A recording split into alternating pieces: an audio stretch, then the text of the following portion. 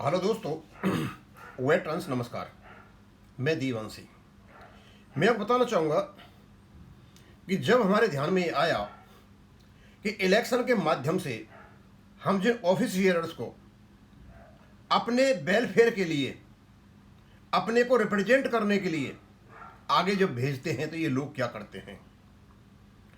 कुछ मुद्दे ऐसे हैं जिनके बारे में इनकी क्वालिफिकेशन और एक्सपीरियंस है, ये बात कर सकते हैं, लेकिन पे एंड अलाउंसेज का जो मैटर है वो स्पेशलाइज्ड और टेक्निकल मैटर है।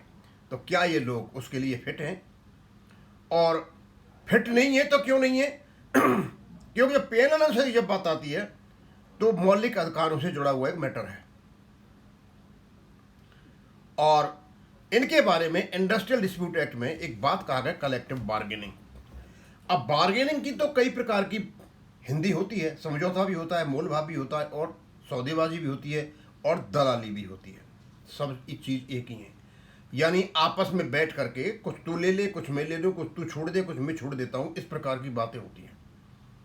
लेकिन पे एंड अलाउंसेज में तो इस प्रकार की बातें नहीं होनी चाहिए कि कुछ तू ले ले, कुछ मैं कर लूँ। ये सीपीसी में तो नहीं होता ये। वहाँ तो केवल और केवल रिप्रेजेंटेशन लिए जाते हैं, उनको स्टडी किया जाता है, और जो भी वहाँ चेयरमैन होता है, मेंबर होते हैं, दे स्टडी देम वेल। उसके बाद उनका क्या असर पड़ेगा मौलिक अधिकारों पर या दूसरे अधिकारों पर या लीगल राइट्स में, क्या असर उनका स्टडी किया है। यहाँ कोई स्टडी करने वाला नहीं है, ये प्योर दलाली है। Collective bargaining is nothing but a सामूहिक दलाली आईबीए और यूएफबी की है, और ये अभी तक लगातार कर रहे हैं, जबकि इसको 1970 के एक्ट में खत्म कर दिया गया था।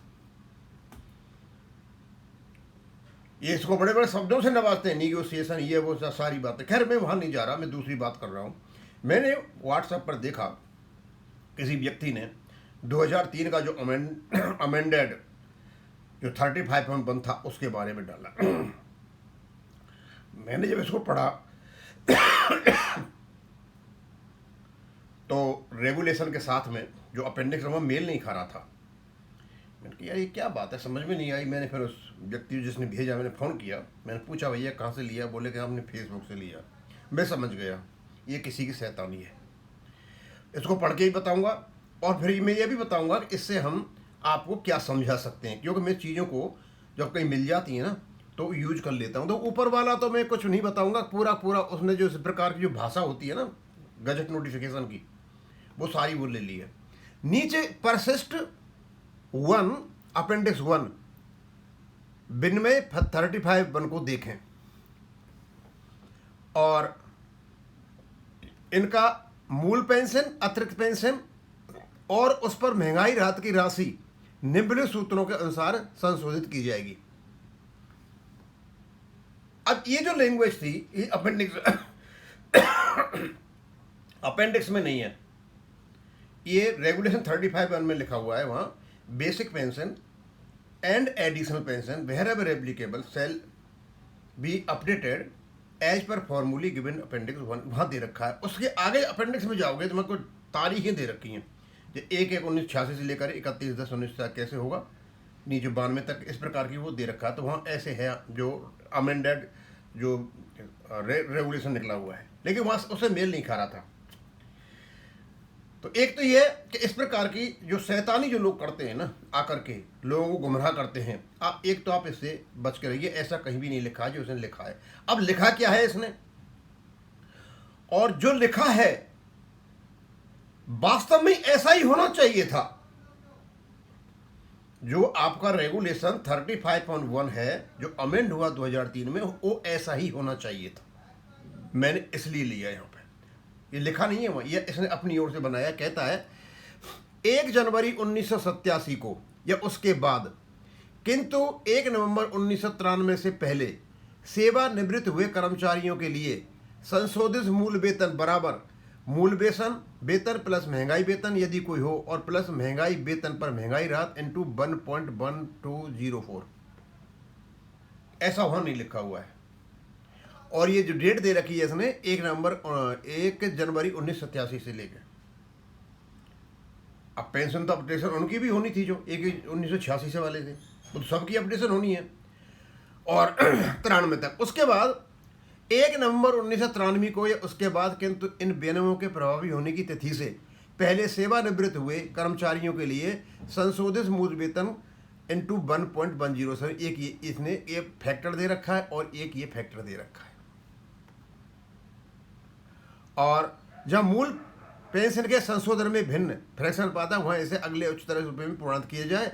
संशोधित मूल वेतन और अतिरिक्त पेंशन और महंगाई राहत समय समय पर लागू होने पर वाली दरों पर स्वीकार्य होगी। और ये भी लिख दिया आगे आगे जैसे परिवर्तन हो जाए वो भी होता है। इस प्रकार की लैंग्वेज गजट नोटिफिकेशन में नहीं है। केवल वहाँ बिल भी अपडेट का सेल भी अपडेट किया गया है और अपेंडिक्स उसमें अमाउंट ऑफ पेंशन में जो डेट दे रखी थी उसको वहाँ से निकाल दिया गया है और फार्मूला का जो फार्मूलीज हैं उसका वो किया गया है। ये आपके रेगुलेशन में है सारी की सारी चीज़ें। दोस्तों मैंने इसे यहाँ इसलिए डाला इसको कि ये जो इसने जो कुछ भी लिखा है चाहे उसने कैसे भी लिखा, अब ये हो सकता है कि हमारे पास पहुँचा हो लेकिन इसने गजट नोटिफिकेशन के साथ लगाया, तो इसका मतलब ये भाषा गजट नोटिफिकेशन की ये भाषा नहीं है। हाँ, ये जो कुछ कह रहा है और जिस प्रकार से ये अपडेट करा रहा है व्यक्ति, इसी प्रकार आपकी पेंशन अपडेशन होनी चाहिए थी। मैंने इसलिए रखा इसको। तो आपका जो है ना basic pension shall be updated, additional pension variable applicable shall be updated as per formulae given in appendix 1। ये फॉर्मूला जो दे रखे हैं यहाँ जो दिए हैं इसने ये काम के हैं। इसी प्रकार अपेंडिक्स 1 में जब जब बेस सेटलमेंट होता इस प्रकार की लैंग्वेज आती। मैंने इसलिए लिया आपको, जिसने भी ये किया मेहनत किया उसने गुमराह करने के लिए था, या फिर वो हो सकता है कि मेरे पास डालने वाला जो हो उसने इसको अपेंडिक्स साथ डाल दिया। हो सकता है वो ये कह रहा कि इस प्रकार की लैंग्वेज होनी चाहिए थी, ऐसे डाला हो, लेकिन मेरे पास इसी रूप में आया। मैं सोचा कि भाई अभी अब की लैंग्वेज में ये तो नहीं है, अमेंडेड लैंग्वेज ये नहीं है, और हो सकता है व्यक्ति ये चाह रहा हो कि इस प्रकार की अमेंडेड लैंग्वेज होनी चाहिए, लेकिन मेरे पास इसी रूप में आया। मैं सोचा इस चीज़ से हम दो चीज़ कर सकते हैं, एक तो ये है कि इस प्रकार की लैंग्वेज नहीं है, और दूसरा जिस प्रकार ये बात कर रहे हैं ना इसी प्रकार मल्टीप्लिकेशन फैक्टर से हमारी पेंशन का अपडेट होना चाहिए था। और ये जो फैक्टर जो दे रखा है मुझे नहीं लगता ये सही है, लेकिन होना चाहिए था एक एक्यूरेट फैक्टर। अब हम दूसरी बात पर बात करते हैं। दोस्तों आपने देखा होगा हम बार बार निगोशिएशन की बात कर रहे हैं तो क्या आपके 35.1 में जो स्टैट्यूटरी रेगुलेशन है उसमें कहीं निगोशिएशन का पार्ट आता है क्या? अब निगोशिएशन का नहीं आता तो ऐसा है कोई परिवर्तनीय कोई फैक्टर है वहां पे? हाँ है। आपका स्टैट्यूटरी राइट बनता है basic pension shall be updated. एक बात, additional pension wherever applicable shall be updated, ये आपका स्टैट्यूटरी राइट है। और ये जब राइट आपको मिलता है तो ये राइट आपको मिलेगा कैसे? आगे दे रखा है एज पर फॉर्मूला नहीं है, फॉर्मूली गिवन इन अपेंडिक्स 1। जब जब बेस सेटलमेंट आएगा ये बदलेगा। अब बदलेगा कौन? Bank board. और बदलेगा किससे? जो आपका बेस सेटलमेंट चल रहा है, जो निगोशिएशन हुआ है, वहां से ये फॉर्मूला यहां पे आएगा। यानी इसके दो पार्ट हैं, changeable non changeable. Non changeable statutory right देता है, चेंजेबल यानी जो मैकेनिज्म में जो चेंज होगी, जो आपको स्टैट्यूटरी राइट देगी वो बदलेगी। अब उसको आप निगोशिएशन में खींच लीजिए या और कहीं खींच लीजिए, क्योंकि आएगा तो निगोशिएशन से ही, क्योंकि बेस सेटलमेंट आपका निगोशिएशन से हो रहा है। तो वहां जो फैक्टर बनेगा वो फैक्टर यहां आएगा।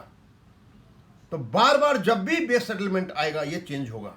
तो इसका मतलब हुआ एक चेंजेबल और नॉन चेंजेबल, इसके दो पार्ट हैं, एक तो है निगोशिएबल पार्ट और एक है non negotiable part. Non negotiable part है आपका स्टैट्यूटरी राइट, और निगोशिएबल पार्ट है आपका जो मैकेनिज्म है आपकी, और जो फॉर्मूला जो आएंगे वो वाले। और मैं इसको यहीं खत्म करूँगा। थैंक यू, धन्यवाद।